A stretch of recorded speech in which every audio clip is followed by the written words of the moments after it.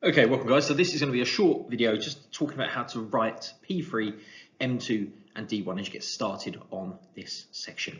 Now hopefully by this point you've already completed the materials in the pack, you've gone through the PowerPoint and you've watched the previous video on how to write P3, M2 and D1. Now just before we get into it, just as a reminder, remember you've got these textbooks which I think are really important ones that you can use to help explain the models, to get strengths and weaknesses and ways you can apply it to your setting. So you've got the Health and Social Care textbook, page 369 to 370, for a very short overview of the models. You've got the Sociology AQA A-level textbook, which again talks about the models of healthcare. And you've got the Ken Brown Sociology book, which is slightly longer, more detailed, more depth in the discussion of the three model types. So worth reviewing and looking at. I think there are links to these that have been given to you, or you've got copies of these books already to build on. So before we get started with the writing P3, M2 and D1, now we are talking about the first part, so we have broken and split section B in two parts for this. So we're going to focus on half it, and I'm going to explain that in a second. Ultimately, what we're doing here is we're looking at the models of healthcare. That's our P3. We're then going to analyse how the models of care affect our setting for the M2, and then we're going to evaluate those models and how they're used by a setting for the D1. So we have, these do overlap a lot with our earlier sections. Now, before we get started, just the kind of things to remind you of, you are still, for the assignment as part of the coursework project, writing this report for your university course. You need to make sure you're generally applying the models to health and social care, and explaining what each point has to do with healthcare. This will all be covered in the PowerPoint and the pack that we've used to teach the materials. And also apply it to your setting. You need to make sure you're linking this to your organisation.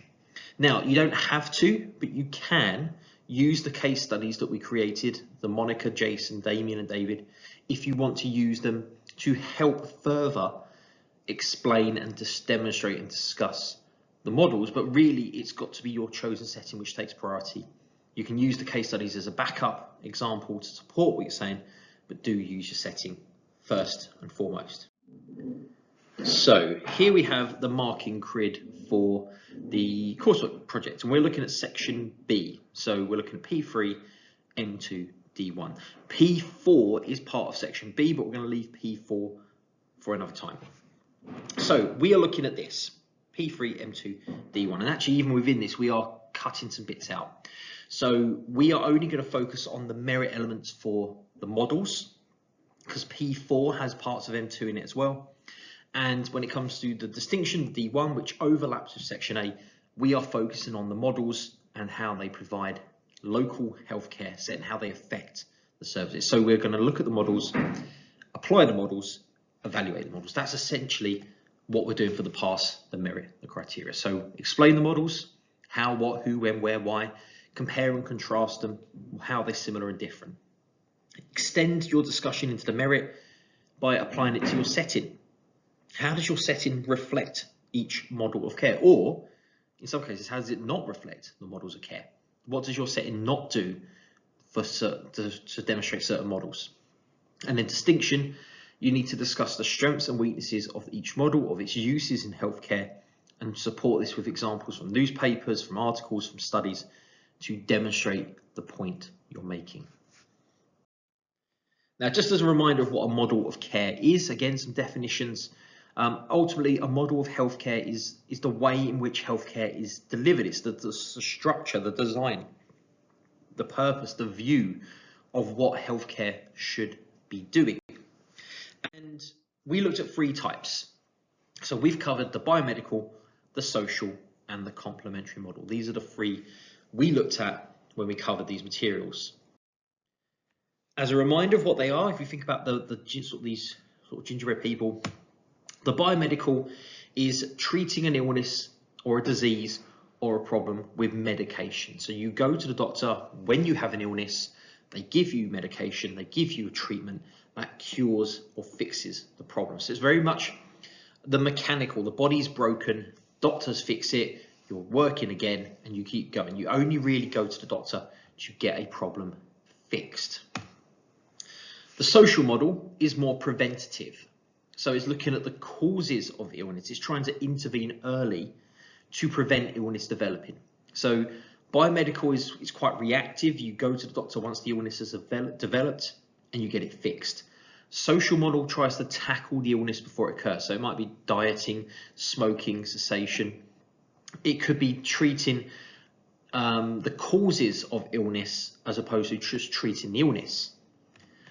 The social model is slightly different because it's about complementary methods. Sorry, the complementary model is different because it's about sort of holistic methods. So it might be alternatives like Reiki, crystal healing, what we call complementary medicine, things that will work alongside biomedical social models.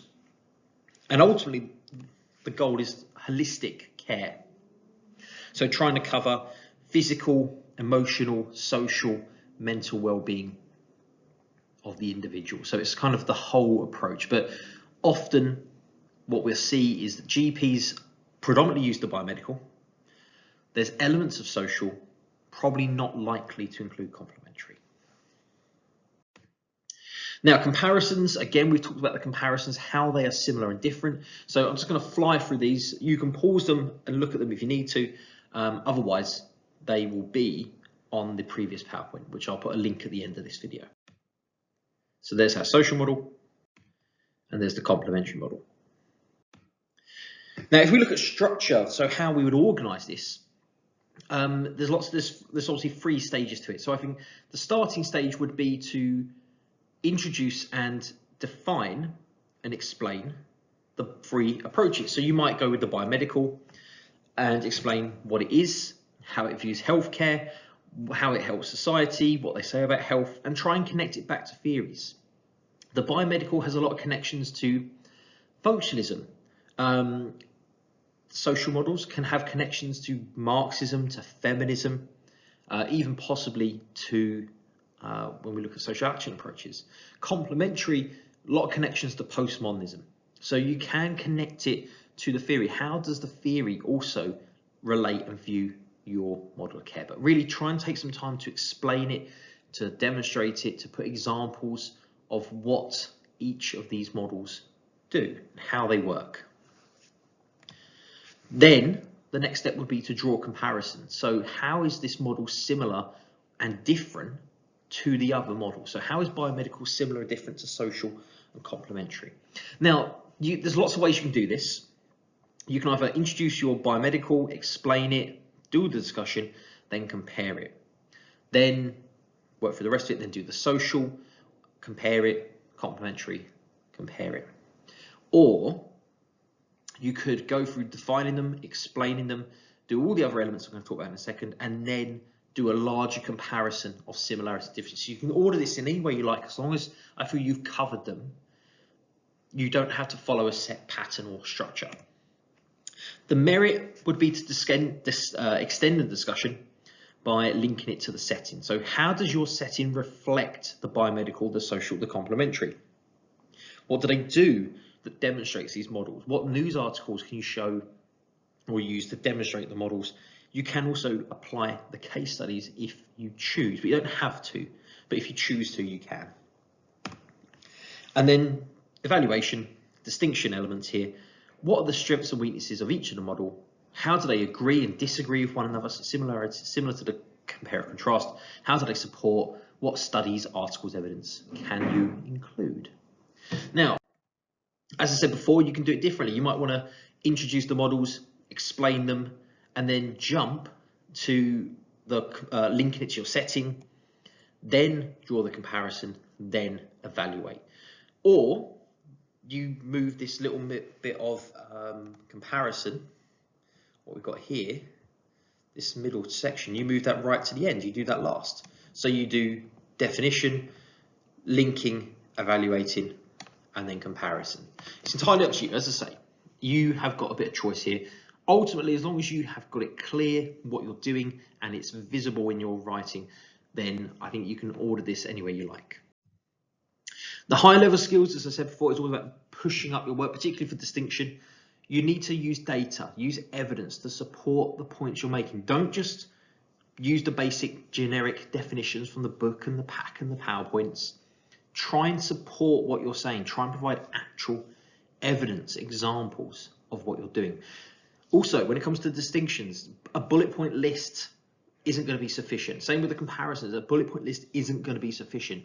Write in full sentences, full paragraphs, and explain your points. Show the moderator, show the marker, you understand this topic. You're not just copying a load of bullet points from a book or a pack. Show them you understand what these points are. So as I say, bullet pointing pros and cons is never enough for distinction. Try and write a proper summary. Also, conclusion. Writing a conclusion is really key. At the end of this section, summarize it. Overall, what have you found? Overall, because we're looking at, obviously, what is the cause of illness? So overall, what do these models do to help us understand illness? Do they help us understand the cause of illness, root of illness? Try and put a summary, a conclusion together at the end. And last but not least is plagiarism. So again, just to remember, if you use anything from the book, anything from online, reference it. Make sure you show that you've used a different source. The biggest thing that's come up in the past is people using these big quotes from the internet, dropping it into their text, and they don't reference it. And particularly, the example, if it's not very well copied. So again, it's the idea that if it's very obvious, you've literally copied a bunch of text from the online, you haven't looked at it, you're just filling up space. It doesn't look good. You know, the intention might be to try and make your course look better by putting these quotes and studies and examples in, but unless you know what they mean and they're relevant to what you're talking about, it's kind of lost. It defeats the point, really. So remember, don't just copy and paste the booklet, the PowerPoint. Don't just copy chunks of the book. Try and write it yourself in your own words with your own explanation. And when it comes to conclusions and drawing comparisons, and one of the big things you do in sociology is we always think about the relevance today. Does this model fit today's society? Is it relevant today?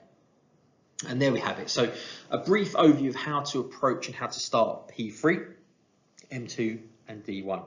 This is the first part. We will eventually, when we come back, we will do P4, and then you'll write the P4 section in a very similar style. But for now, this is P3, M2 and D1 covered. Thanks for watching. Hope this helps.